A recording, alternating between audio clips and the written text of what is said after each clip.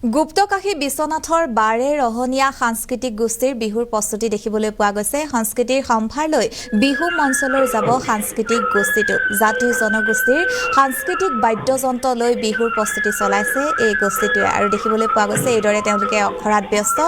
আৰু যিহেতু আজি উৰুকা আৰু উৰুকাৰ পাছৰে পৰা তেওঁলোকে বিহু মঞ্চসমূহত তেওঁলোকৰ নৃত্য প্ৰদৰ্শন কৰিব আৰু এয়া হৈছে বিশ্বনাথৰ সাংস্কৃতিক গোষ্ঠী। সংস্কৃতিৰ সম্ভাৰ লৈ বিহু মঞ্চলৈ যাব সাংস্কৃতিক গোষ্ঠীটো। জাতি জনগোষ্ঠীৰ সাংস্কৃতিৰ বাদ্যযন্ত্ৰ লৈ এইদৰে বিহুৰ প্ৰস্তুতি চলাইছে সাংস্কৃতিক গোষ্ঠীটোৱে।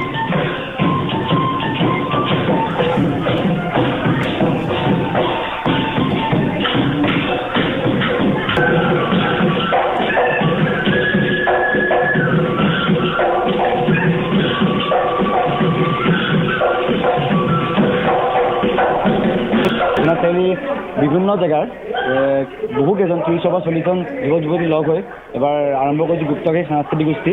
আমি এই অনুষ্ঠানত মানে লোকবাদ্য আচলতে বিভিন্ন ধৰণৰ অসমীয়া বাদ্যযন্ত্ৰবিলাক আমি ব্যৱহাৰ কৰি বিহু মঞ্চবিলাকত প্ৰদৰ্শন কৰিবৰ বাবে আগবাঢ়িছোঁ। ইয়াতে আপোনাৰ আমি ৰাভা, তিৱা, ঝুমুৰ, বিহু, বড়ো, সত্ৰীয়া, ভোৰতাল আদি বিভিন্ন নৃত্যৰ লগতে দবা, খাম, শংখ, গগনা, পেঁপা, ঢোল, মাদল, নেগেৰা বিভিন্ন ধৰণৰ বাদ্যযন্ত্ৰ লৈ অসমীয়া যিমানখিনি পাৰোঁ চেষ্টা কৰিছোঁ আমি উপস্থাপন কৰিবলৈ। জাইলোফোন তাৰপিছতে কেৰেপা হয়, বিভিন্ন ধৰণৰ বাদ্যযন্ত্ৰ আমি উপস্থাপন কৰিবলৈ সক্ষম হ'ম বুলি ভাবিছোঁ এইবাৰ। তাকে চাওঁ কেনেকুৱা হয়। আৰু আমাৰ এতিয়ালৈকে ধৰক 9-10টা প্ৰগ্ৰেম এতিয়ালৈকে এগ্ৰিমেণ্ট হৈ গৈছে।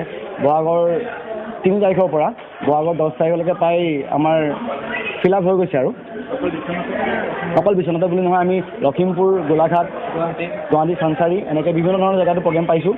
বিশ্বনাথ চাৰিআলিও বিভিন্ন লোকেল জেগাত আমি প্ৰগ্ৰেম কৰিম বুলি ভাবিছোঁ, আগবাঢ়িছোঁ। আৰু কি হয় চাওঁ। প্ৰথম প্ৰগ্ৰেম ৰাঙাপাৰা ৰাইজৰ সহায় পাম বুলি আগবাঢ়িছোঁ।